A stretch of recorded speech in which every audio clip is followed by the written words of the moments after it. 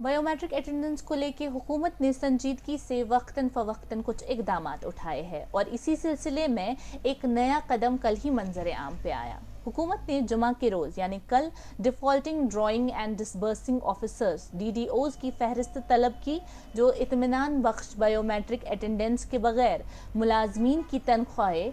निकालते हैं। ये ऑर्डर तब सामने आया जब ये देखा गया कि मुलाजमीन की एक बड़ी तादाद रोज़ाना हाजिरी को निशानजद किए बगैर यानी अटेंडेंस को मार्क किए बगैर तनख्वाहें ले रहे हैं। Secretary GAD doctor Piyush Singla की तरफ से जारी करदा एक हुक्मनामे के मुताबिक तमाम महकमों को दिसंबर के पहले हफ्ते तक जनरल एडमिनिस्ट्रेशन डिपार्टमेंट GAD को रिपोर्ट पेश करने को कहा गया है। हुक्मनामे के मुताबिक सरकारी दफातर में बायोमेट्रिक अटेंडेंस के मौजू पर वाजिया और तफसीली हिदायत और इसके बाद वक्तन फवक्तन दी जाने वाली हिदायत के बावजूद ये देखा गया कि मुलाजमीन एक बड़ी तादाद में रोज़ाना हाजिरी को निशानजद किए बगैर अपनी तनख्वाहें निकालते रहते हैं।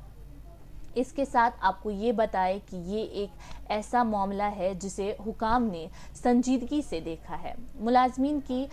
अदम हाजिरी का संजीदगी से नोट्स लेते हुए इंतज़ामी सेक्रेटरियों, PSUs,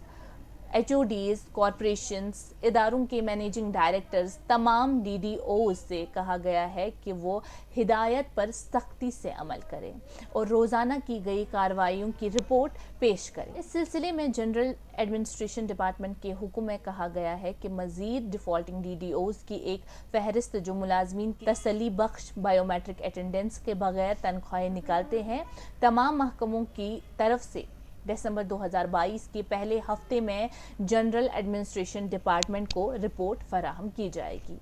याद रहे कि हुकूमत ने जम्मू कश्मीर में अपने तमाम दफातर, PSUs, इदारों और ऑपरेशनों को जून 2022 तक इससे पहले बायोमेट्रिक सिस्टम को, जो कि आधार या फिंगरप्रिंट पे मबनी होता है,